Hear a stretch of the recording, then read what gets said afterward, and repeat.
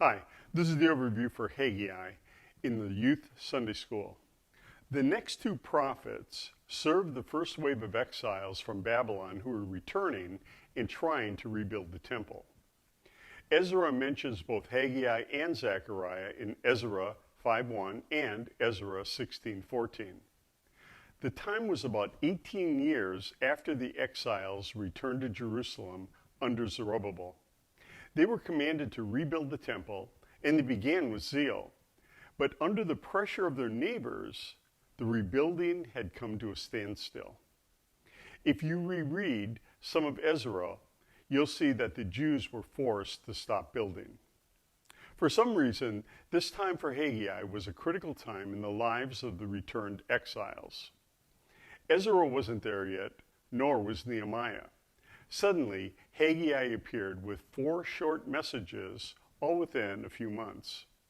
Amazingly, the leaders sprang to life. Then, before Haggai gave his final address, Zechariah began to preach. Zechariah is an unusual prophet, and what he says will look a lot like the book of Revelation. What is interesting is that Haggai's last messages also look to the end times.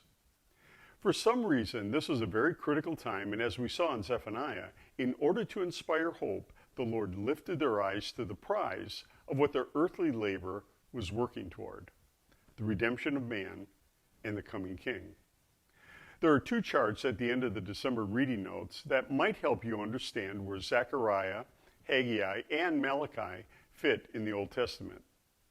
These charts are the 3 returns from exile and the chronology of the post-exilic period. And you will also find one other chart that's focused on Haggai and Zechariah, dates and key events in Haggai's and Zechariah's time. So, Zechariah chapter 1, verse 1. This Darius is not the Darius from Daniel chapter 6. This is now 18 years later. Darius was a popular name among the Persians and Medes, sort of like names for popes.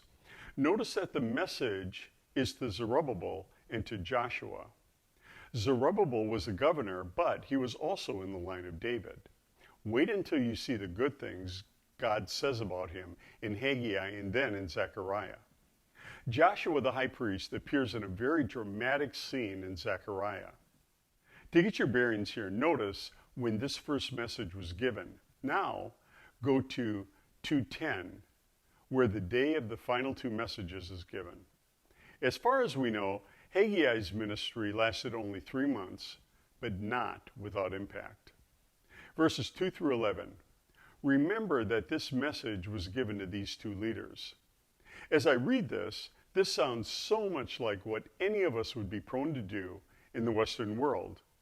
The harvest is difficult, but going to church and living in comfort, that's easy. Yet our lives are so barren of fruit. To draw close to God as a disciple means that you will have to become dissatisfied with a lack of fruit. Verse 8 reminds me of John 15:8. Verses 12 through 15. This was a miracle and shows the power of God in Haggai's message. It also shows the hearts of Zerubbabel and Joshua as godly leaders. It just makes you kind of happy to read this. Haggai 2, verses 1 through 9. This message comes a month into their work on the temple, and they were discouraged. How could this temple compare to the glorious temple of Solomon? The Lord tells Zerubbabel and Joshua to be encouraged and to keep working. Then, in verses 6 through 9, God gives them a hint of the coming glory of the millennial temple. God lifts their eyes from that temple to the future temple to strengthen their hands. This is a very direct and heartfelt word to these 2 men. It should also be noted that Ezekiel had already completed his book, and I'm sure it was in print. Joshua, being the high priest, would have brought a copy with him. They would have read about the millennial temple in Ezekiel 40. God, through Haggai, was reminding them that whatever was on the earth now was only a frail copy of what would be in the future. Verses 10 through 19. This message is directed to the priests to remain holy personally and in their attitudes. The people might have let down regarding the rebuilding of the temple, but the priests and Levites couldn't let down in their holiness before God and in leading the people.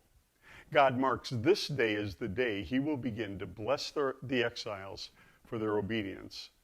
It's interesting that the promise of blessing was marked with the spiritual reform of the leaders. Verses 20 through 23, this is the same day, and the message is only for Zerubbabel. The best guess is that this blessing is still waiting for fulfillment in the millennium. Zerubbabel was true to God, and there will be a reward. Since we know that the resurrected David will lead Israel in the millennial kingdom, it's thought that Zerubbabel will also be raised to work and govern under David as part of this reward. After this time of Haggai and Zechariah, we hear nothing more about Zerubbabel. He wasn't present when Ezra arrived 62 years later, or when Nehemiah arrived 76 years later. Reading these prophets, it makes me aware of how important it is to live closely to the Lord in faith, to keep the end in view, and to stay motivated in the harvest. God showed these leaders what they were working for, lifting their vision beyond their challenges and beyond their generation. Their work was adding to the coming day of redemption for all peoples and all nations. That's exactly what we're working toward too, as we honor God by following Jesus in the harvest, reaching out to the lost, and making disciples who make disciples. Maranatha.